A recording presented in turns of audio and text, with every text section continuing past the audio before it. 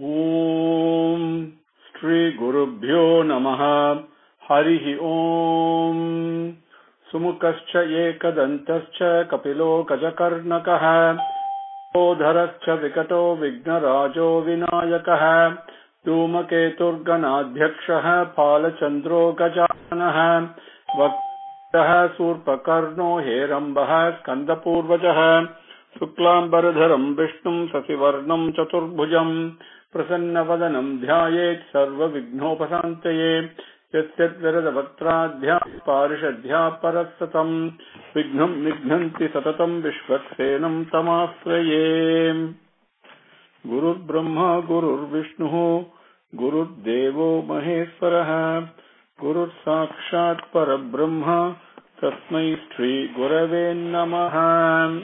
Swami's grace, let us continue with some more preparation for listening to the Narada Bhakti Sutra. The very first word in the Narada Bhakti Sutra is Atha, and that Atha is very important.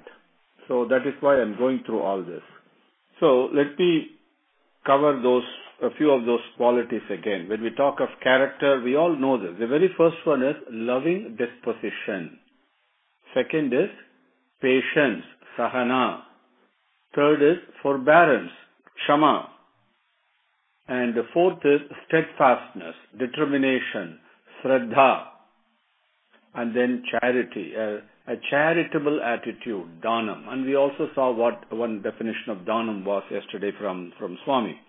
So, Prema, Sahana, Kshama, Shraddha, and Dana.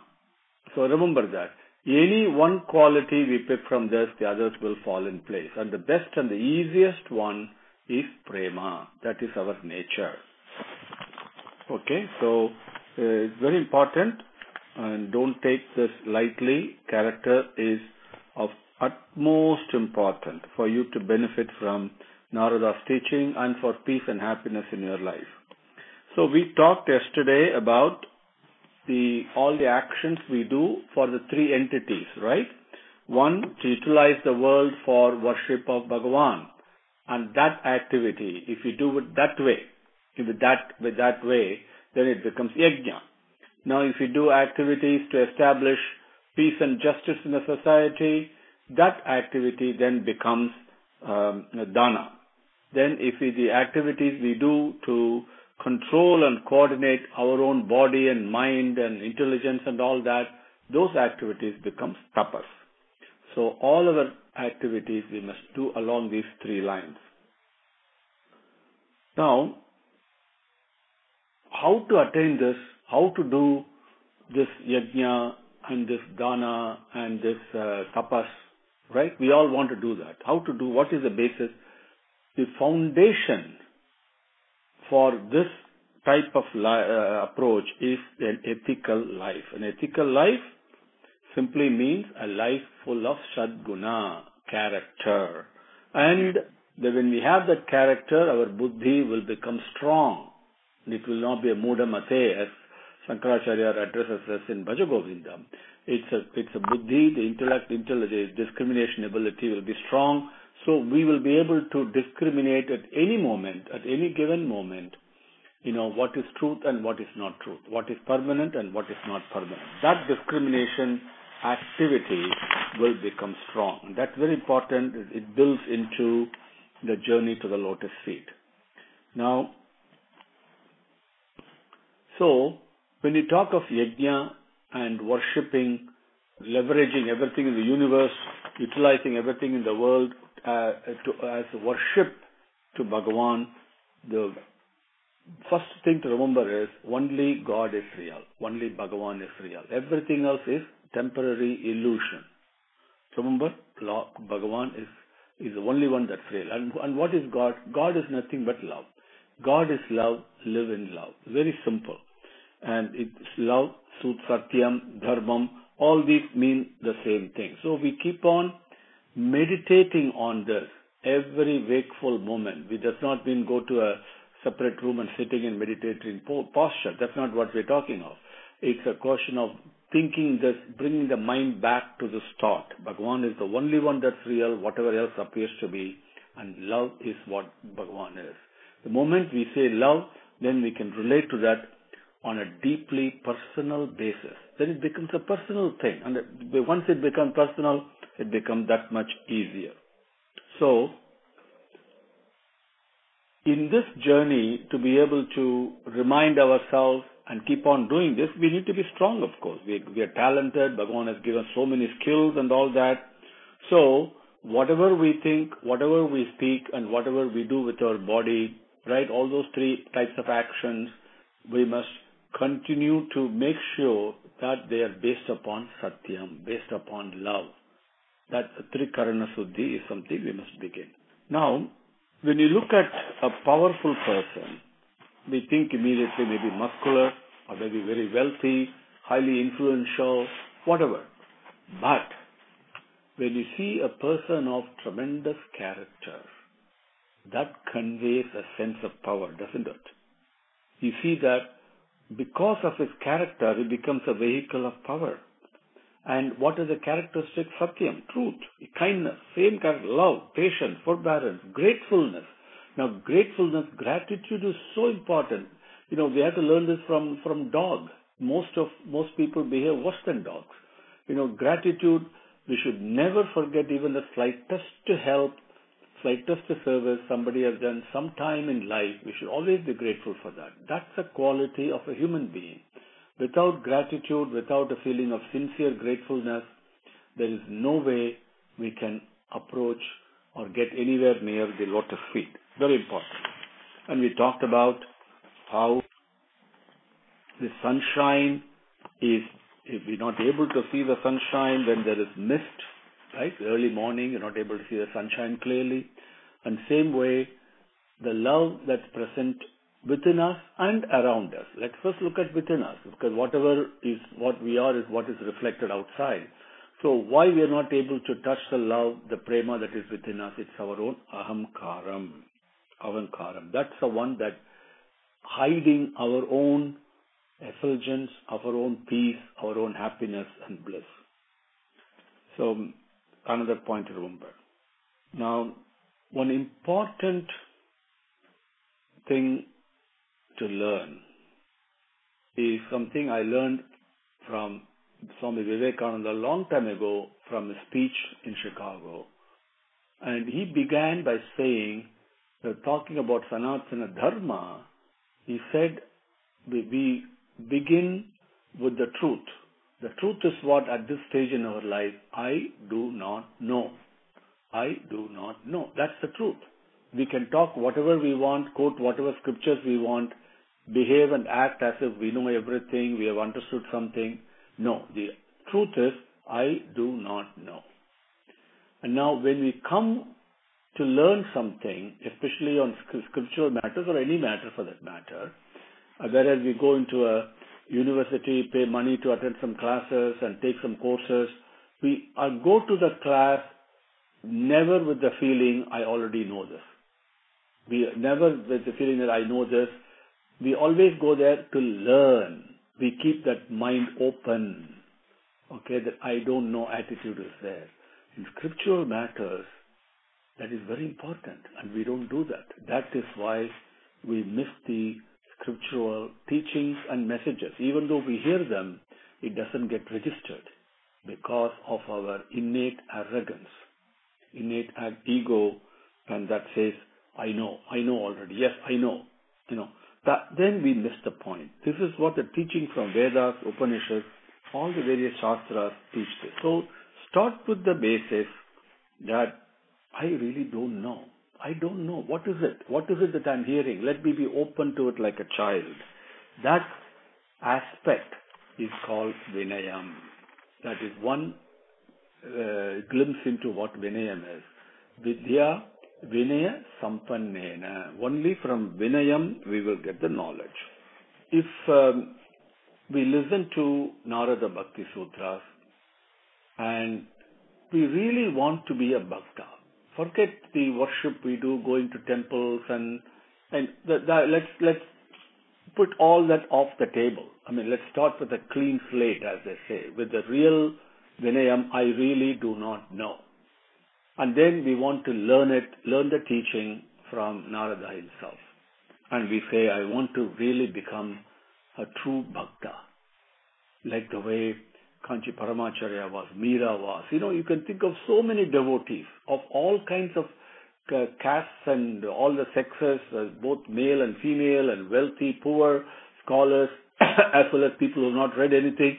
So there's so many types of devotees are there. The common is bhakti. To start bhakti, I really want to be a true bhakta, one who is playing, Bhagavan himself would accept, the Lord himself, the Divine Mother would accept and bring me to his own lap and let me play on his lap. If you really want to be that, then what are some of the characteristics that I must develop? First, in this world, there is lots of violence, there's lots of falsehoods, lots of cruelties. Nothing new. It has been there from the time immemorial, from beginning of time. In all the yugas, some of the other yugas, there have been even more atrocities than what we have got today. So there is nothing that has improved, increased, or anything like that. What is important is, just like, and remember this example that Swami always gives, you want to go anything, like you take a mango. This is mango season, so you want to go and enjoy the taste of mango. You go buy it. What do you do first thing? You remove the outer skin, right? And then you cut that. There is a seed inside. You don't eat the seed, so you remove the seed also. And then you take the pulp, and then the pulp you put in your mouth, you enjoy the taste. So, in other words, anything and everything available in this world is not for consumption. Not for consumption.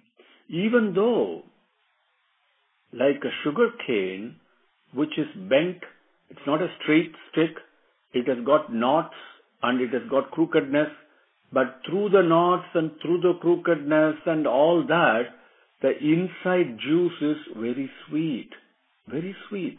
Like that, in spite of all the cruelties and falsehoods and things like that we see, inside all that, the connecting thing is one of prema.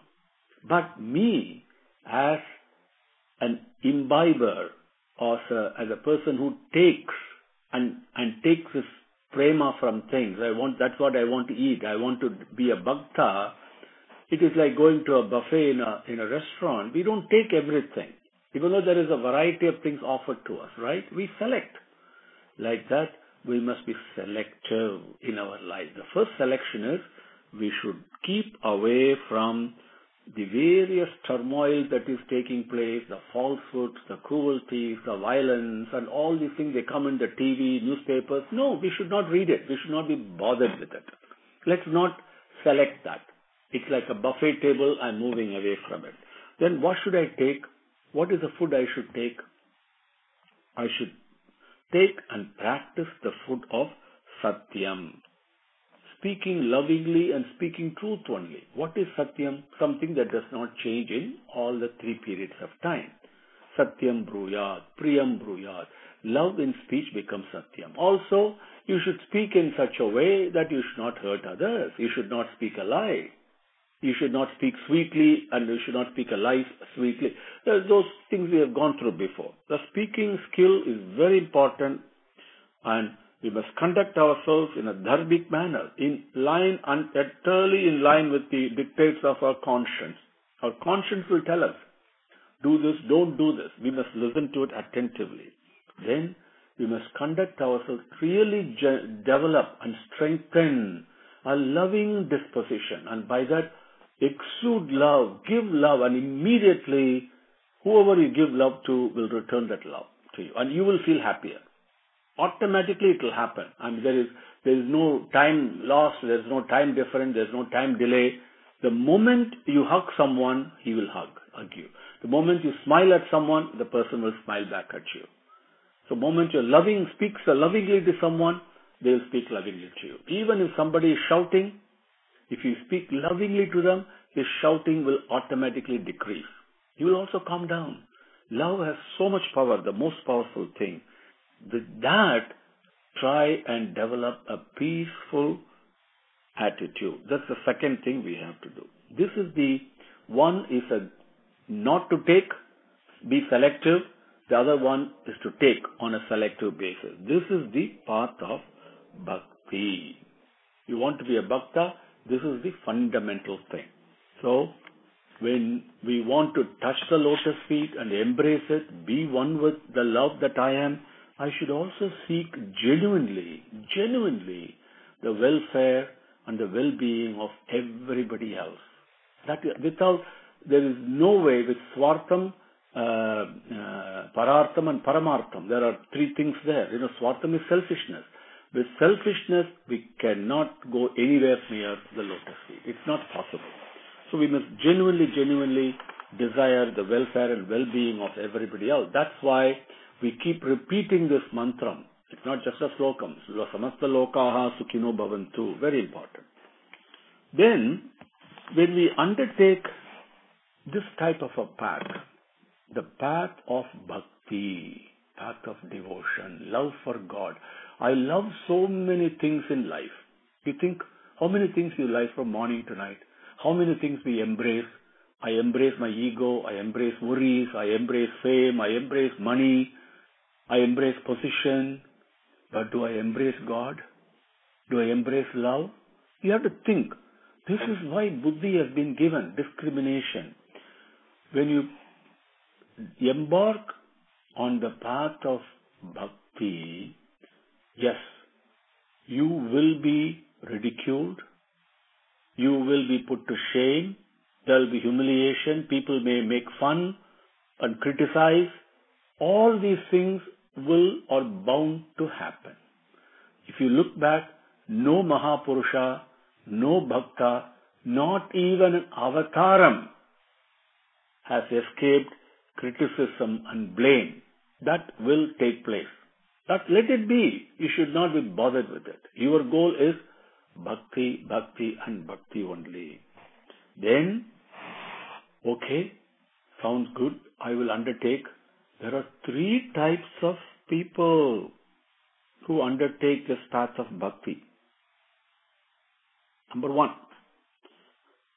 people who listen to this, embark on the path of bhakti and speak Satyam all the time, stay away from all the gossip and the violence and the cruel things and the spicy stuff happening in the world. All these things, the first they hear, they become afraid. Hey, this is a very difficult path, lots of challenges there, troubles will be there, difficulties will be there. So, they don't even begin the effort on the path of bhakti. They are called adhamas, adhama. Then the second type, then they undertake, obstacles come, they overcome the obstacles, the disappointments come, they overcome the disappointments, and they travel this journey and then they give up halfway. And they are called madhyamas. Then the third type, steadfastly with shraddha, they adhere, they plow on regardless of the obstacles, the difficulties, the challenges and the disappointments and the regrets. Whatever happens, they keep on. No, this is my goal. I'm keep on going on that thing. And sometimes the journey may become very hard because what happens, just like, when you approach a fire, Agni, what happens? It becomes hotter, doesn't it? When you stay far away from a fire, it's cool and very nice and inviting and all that. But go close towards the fire, what happens? It is very hot. It's scorching hot. The closer you go, the more hot it becomes. Like that, when you approach Bhagavan, what is heat is nothing but removal of all the impurities we have. That's all the heat is. And so when you go closer to Pavitram, which is where all the sacredness is, the purity is, all the impurities will have to be pulverized, will have to be vaporized. Yes, the heat will increase, the path will become harder, could become harder. Only Bhagavan will decide that. But in spite of the difficulties they face, you move on, those people are the Uttamas. So Adhama, Madhyama and Uttama type. So pray to Bhagavan and say, Swami, let me be an Uttama. Because that is part of this journey. Then it is not, we can recite, we can hear, recite slokams and do whatever we want. Okay, but the reason we don't get Shanti, happiness, we may say, what did you learn from these sessions? I got different answers. Okay, I shared some of them with you. You can evaluate your own answers. Okay, did I really get peace of mind? Did I really get Shantam? Did my selfishness decrease? Did I get one step closer to being more loving? Practically, you can look at it. Now, without prema, we cannot have Shraddha. Impossible.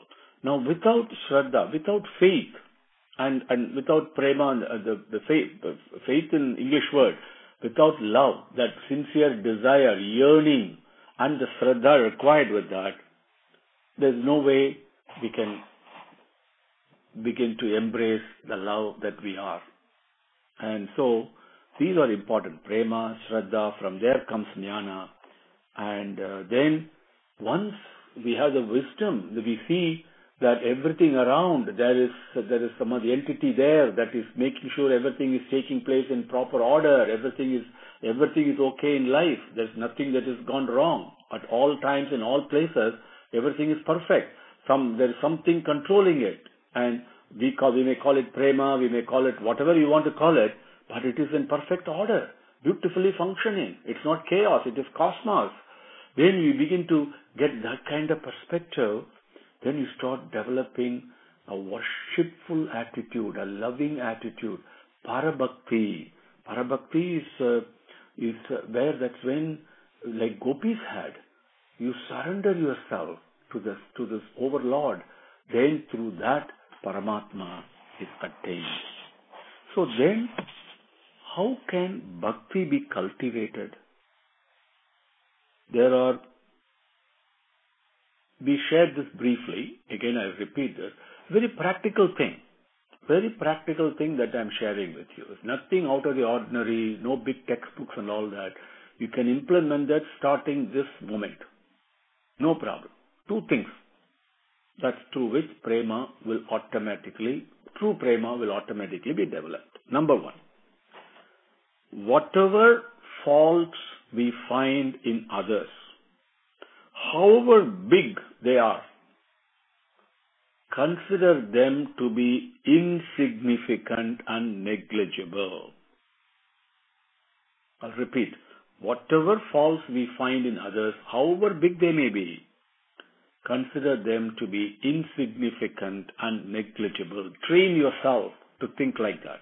Then, whatever faults you have, however insignificant and negligible they may appear, consider them to be big. And feel really sad and repentant. Oh my God, I have this. I must improve this, purify this. Then, with this simple approach, you will avoid developing bigger faults and bigger defects. And then, what happens? You also develop a feeling of true forbearance and brotherliness, comradeship. We are all brothers, parasparam, right? Bhagavan, we are all Bhagavan children, brothers and sisters. How can the true feeling of brotherhood and sisterhood come? Only through this. It's a very simple thing. Then, this is number one. And number two, whatever you do, because we cannot stop not doing, all of us are doing something all the time, some thinking, speaking, doing, whatever it is we do, right? So, whatever we do, whether by myself or whether we do it in a group with others, whatever it is, always remember, God is present. He is omnipresent. He knows. He is present everywhere. He is watching. He knows. Everything is happening according to His design. And Bhagavan, He hears everything. He sees everything. He knows everything. So whatever I speak, remember, Bhagavan is hearing. Whatever I see, remember, Bhagavan is watching. Whatever I think, remember, Bhagavan knows. So when I think like that, keeping Bhagavan's company all the time with me, then what happens?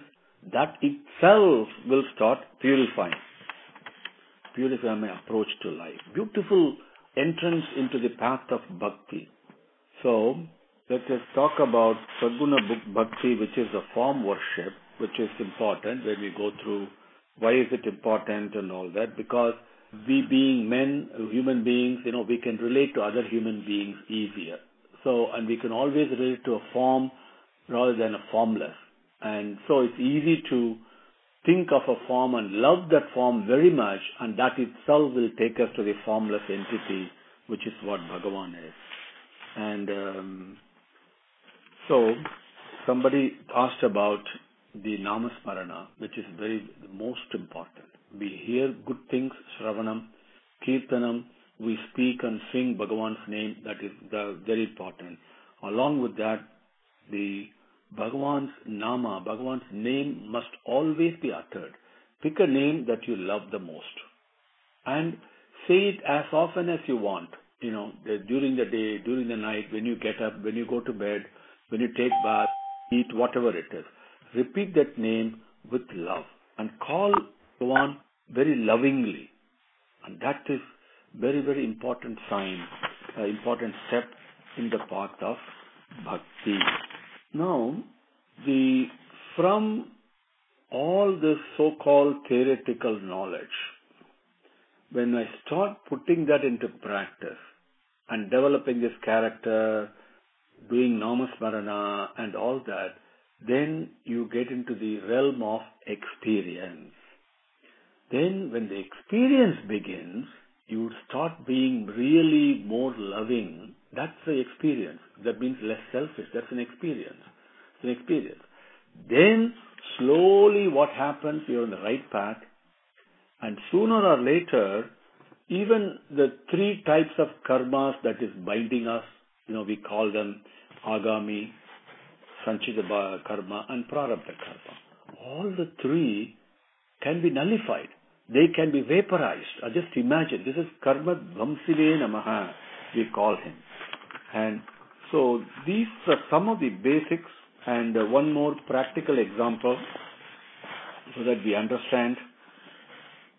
If you go to a shop, the shop merchant calculates the debit and credit at the end of the day, or end of the week, or the end of the month, end of the year, whatever, and it draws up a balance sheet. And what does he do? The balance sheet, he arrives at one figure, which is his net earnings. So, in the business of life,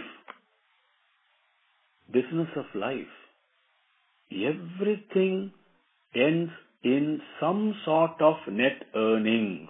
Because the giving and taking, all the things combined, Bhagavan is doing this balance sheet for us all the time. So we must make sure our net earnings are positive. These net earnings are called samskaras. And samskaras I'm deliberately not covering now. It's a very important thing, but I want to skip that. And let us just remember, do satkarma. Do only good action, beneficial actions. Do good thinking, good speech, and good actions. That is enough for now. Okay, samskara is another subject we will cover later. But so, Bhagavan now gives a final command. He says, therefore, from tomorrow, keep always before the eye of memory death, which is inevitable, and engage yourself in the journey of life with good wishes for all, with strict adherence to Satyam, seeking always the company of the good, and with the mind always fixed on the Lord. Live avoiding evil deeds and hateful and harmful thoughts, and do not get attached to the world. If you live this way, your last moment will be pure, sweet, and blessed. But to attain that, disciplined striving throughout life is needed for that.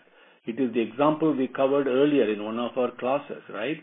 Now, I'll end this session with a very short anecdote. There was one wife was very devoted, always doing puja and repeating slokams and every day and going to the temples and all that. The husband was, making fun of this. What is this? Why are you doing all this? What's the big deal? And we can do that once you retire, and then at that time there'll be enough time to think of God. Why bother right now? Let's enjoy. Make merry. But the wife would not listen to him. She continued. So the husband was making fun of her. One day the husband fell sick. Very high fever, went to the doctor and got a prescription, a course of antibiotics, supposed to be taken for 10 days. 1 tablet every day and all that. So they got the medicine from the pharmacy, came home, the husband was lying in the bed, high fever, and he was waiting for his wife to give him the medicine. The wife did not. So after some time, and so he asked her, what happened? My fever, I'm not able to withstand it, so give me the tablet, the antibiotic the doctor gave. The wife said, no, why? It's a 10-day course, I'll give you all the 10 together on the 10th day. You'll be all right. Life is like that. It's like same way we take our physical ailments, dosages on a progressive basis every day.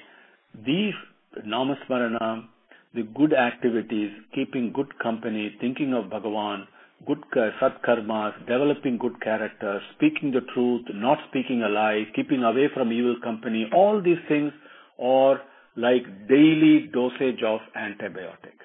So that when the final moment comes, we are absolutely cured and we think only of Bhagavan. With Swami's grace, let us continue and trying to very quickly and very briefly look at the qualification required to be able to partake the most sublime teaching on what bhakti is. Before Narada, we hear Narada's teaching, the very first word Narada uses is atha. So I'm trying to share with you very quickly and very briefly the characteristics, the mental attitude, aptitude, frame of mind that is most conducive to be able to start listening to Narada. Let us continue with that. So we left off how life is a project, and if we start from the end point, which is when we leave the body, so work backwards and look at some of the key action steps we must take, what are some of the milestones, and what is the goal for our project. These are the way that we need to start looking at our life. We must also remember no good deed, no satkarma can ever go to waste. And what happens is when you look at a clock, it has an hour hand, a minute hand, and a second hand. Now the seconds hand moves very fast, as we all know. And then the minute hand moves a little bit slower than the second hand, but the hour hand is imperceptibly that thing moves, right? We all know that. And the satkarmas are like the second hand. We've got to keep doing them one after the other, rapidly and without any delay. And what happens to all the satkarmas we do, if we start doing all good deeds, all actions as satkarmas, then that impacts the minute hand, which is our thinking process, our thoughts. Then our thoughts will also start becoming more and more beneficial, more and more good, and more pure. And eventually, as the same way the minute hands makes its turns, and it has got to go 60 times before the hour hand moves, that action of purification of the mind will take us one step closer to Bhagavan, which is the hour hand. So it will definitely happen. So we have to focus on, regardless whatever our past is, what our current situation is, what our current inclinations are, pray to Bhagavan, pray to Swami, and start doing satkarmas deliberately and consciously from this moment onwards. When we struggle and when we try to do satkarmas, we don't succeed, we don't know what sometimes a satkarma is, those things don't matter at all. Because all the struggles that we go through in the spiritual field, so long as the yearning is sincere and the desire is sincere, that itself will protect us. And who is going to be our protector? In what form is he protecting us? Paramatma himself will be our protector. So it's no different than from how a mother looks after the infant baby, how she looks after the child. And every mother we know, including us, when we were young, when we started walking, what did the mother do? She takes a few steps back and turns and allows us to take the step forward. But she would not allow the child to lose balance and fall down. She hurries forward very fast if the child is losing its balance and catches it right before the thing falls. Ishvara also is like that, has his eyes fixed on each one of us all the time. And in his hand he has got a string. Like the way we fly a kite, for example. A kite, what we do? We pull and we pull it tight and we also let loose, right? And Bhagavan does the same thing. Sometimes he may give a pull and sometimes he may loosen the hold. But whatever he does, and be confident and secure that he is holding the string and never will let us down in the spiritual field. With that strength and confidence and courage, we must take that step forward. And that itself becomes our satkarma and the samskara, as they say, so that it all leads to our last moment when we take the last breath from this body.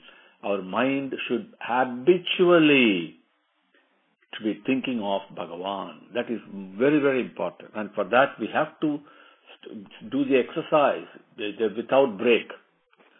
And that doing satkarma is the real, authentic puja. We do so many pujas, Ashtotra, Namavali, Sahasra Namavali, all this homam and this, and everything we do. Fine and dandy, but they're not getting us anywhere. What is the real satkarma? What the real puja is a daily satkarmas, every minute, every waking minute, consciously and deliberately the thing that we undertake. That's a real puja. Because that's the best way to remember Bhagavan. Every time I want to do satkarma, I think of Bhagavan. And manmana bhava, manasa bhajare, guru charanam. That's the highest form of bhajan there is. Because what happens without us realizing it, because we really keep satsang, the sangam of the sat, the company of Bhagavan, which is nothing but love, we become more loving, less selfish.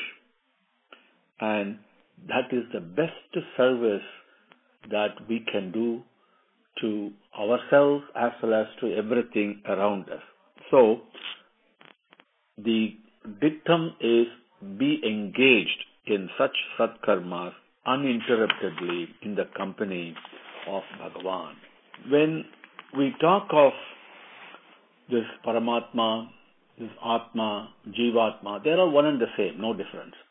Or selfless love, or Prema, or Bhakti, whatever name that we use for it, we say omniscient, omnipresent, omnipotent and all that, whatever words we use, it's not possible to capture it.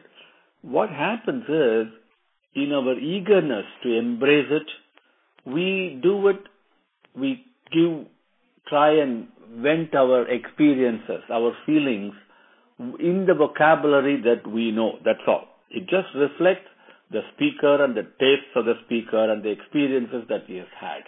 It is impossible to capture this. So when we talk about bhakti, it cannot be put in words. It can only be experienced. And please remember that.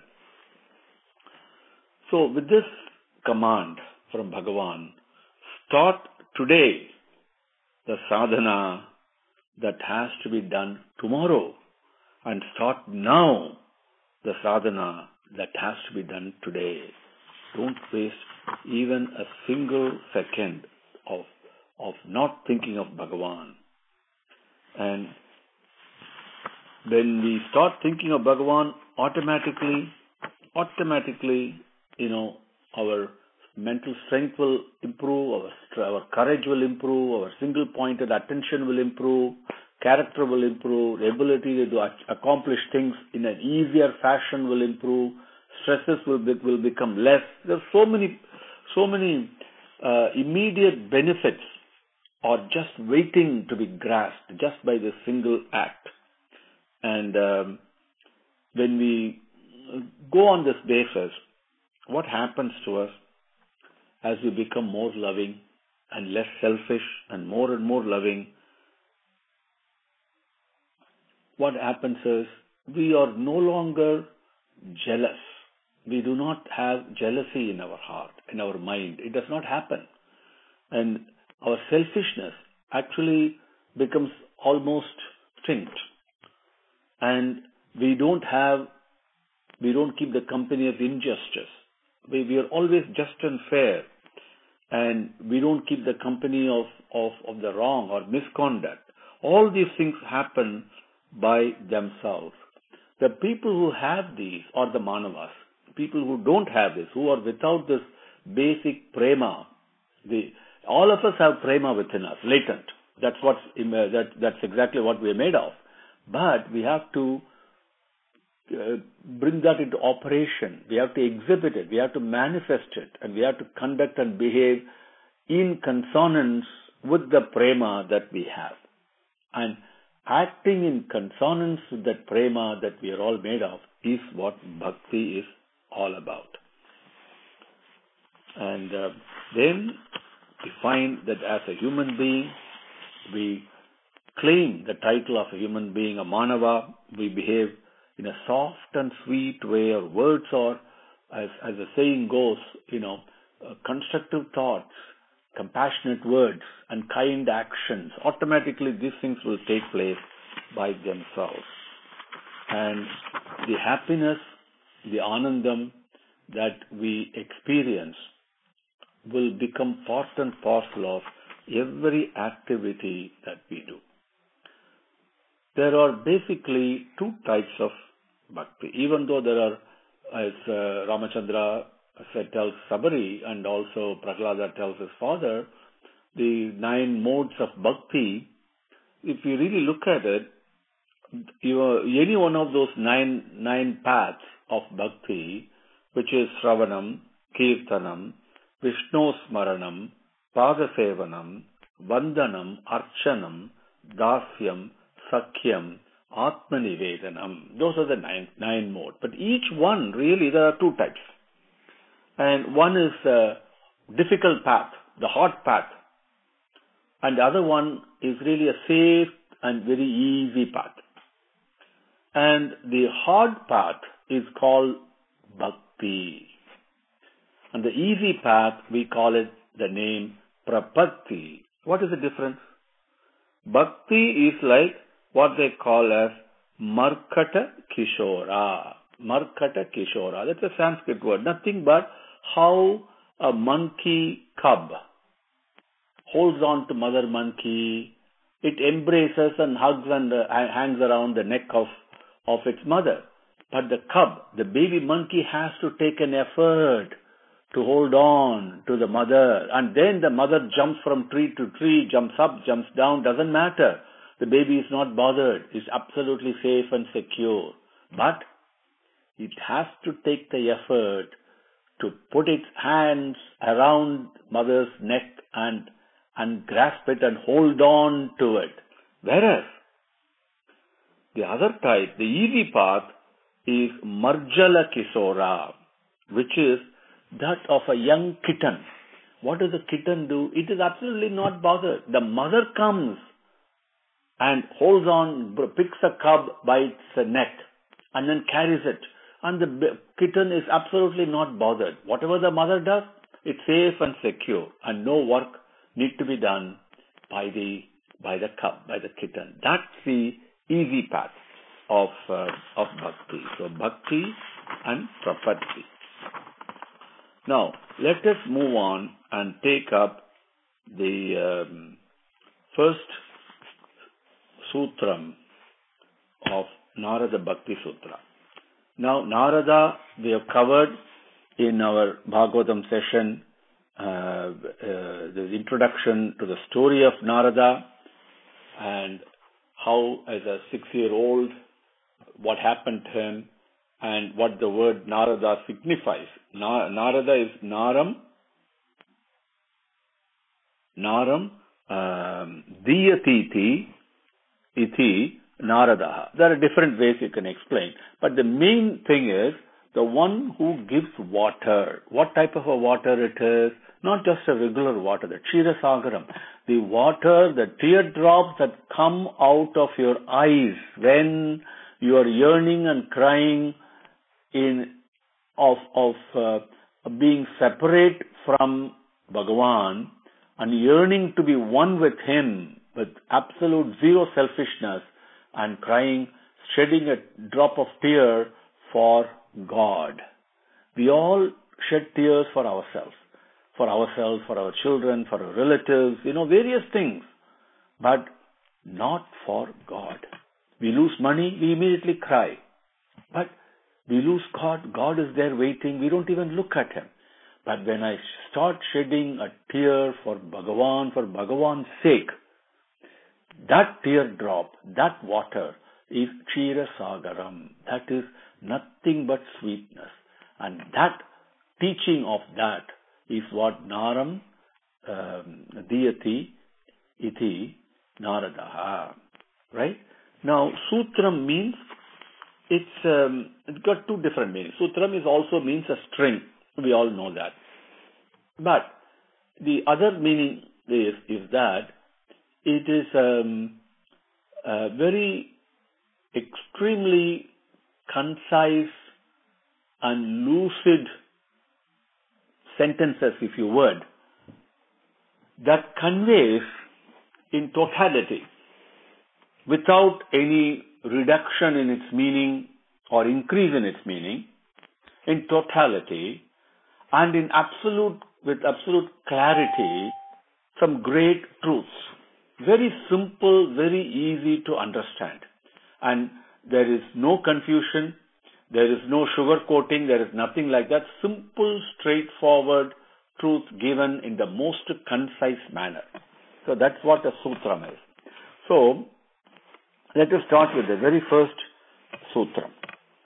Athato bhaktim vyakyasyamaha. Now, incidentally, there are 84 sutrangal.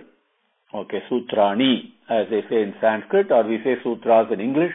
Okay, 84 sutrani, 8 sutras are there. Athato bhaktim vyakyasyamaha. Athato bhaktim vyakyasyamaha. That's the very first, that's all. Now, it's important to understand the Sanskrit words and pronunciation properly. Okay, you may be looking at it in English, doesn't matter, but listen to the sounds. The padangal, the words are atha. That tha comes from the stomach. Atha. Next word is ataha. Atha, ataha. That tha comes from the mouth, not from the stomach. Okay, very important because the meaning is very different. Atha, ataha, bhaktim, vyakyasyamaha. Those are the 4 words.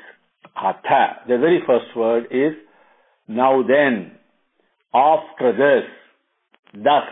The different ways you can look at it. But that means it presupposes something has taken place prior to. And what is that something that has taken place prior to? Is that we as listeners have conditioned ourselves, have learned, got this character that we talked about, right? So, with atha, after that, after acquiring the necessary qualifications, after acquiring the good character, after acquiring the sincere attitude and aptitude to touch the lotus feet of Bhagavan. Sincere. This is not an intellectual exercise. It is not to satisfy an intellectual curiosity of what Narada Bhakti Sutra is. No. It's a very sublime, sacred teaching. So, to do that, we must prepare ourselves. We must qualify ourselves, right? And that is the mental receptacle. Even if I don't have anything else, if I just have Vinayam, which is much more than humility, much more than politeness, but it is a genuine acceptance, understanding and opening of one's mind with the understanding that the whole thing is really pervaded by an entity, whatever that is. And what is it? Let me receive it. That approach, Vinayam, is very important. Atha, after acquiring that, Ataha. Now, what does Ataha mean? Ataha means something very sacred, very auspicious. Bhaktim, about bhakti. Vyakyasyamaha, we will explain, we will expound, we will elaborate. So what do these 4 words mean? Now we will elaborate after preparing, after that is done, we will now expound, elaborate and give a detailed, not a summary, but a detailed explanation of this most auspicious thing called bhakti. So, there are 4 words. There are, first, as I mentioned to you, it is not a simple intellectual curiosity. Then you will miss the message. The message will remain the same. Nothing will happen to the message. The teaching is in no way going to be declined or anything like that. But we will be the losers. For the listener to benefit, I must submit myself mentally. Very important. And the discipline required, even to approach this, the most sacred teaching that Narada is going to talk about. Teaching. So the subject matter is bhakti. And the person he is talking to is you and me, the listener. And what is the benefit from this? Prayojanam, as we say, for anything that we do, there is prayojanam. There is benefit. What is it? The benefit is nothing but love itself, prema itself. That is the benefit. So what is the connection between me as a listener now and listening to this? Therefore, I'll get the benefit. What is the bondage? What is the relationship? Right? You may question like this because it's not an ordinary teaching. The relationship is nothing but the relationship of prema, of nothing but love. That's all it is. So the moment I relate to love, I become love itself. The moment I relate to prema, I become prema itself. The moment I relate to selfishness, I become selfish itself, right? Yat bhavam tat bhavati. So that's the very first sutram is that.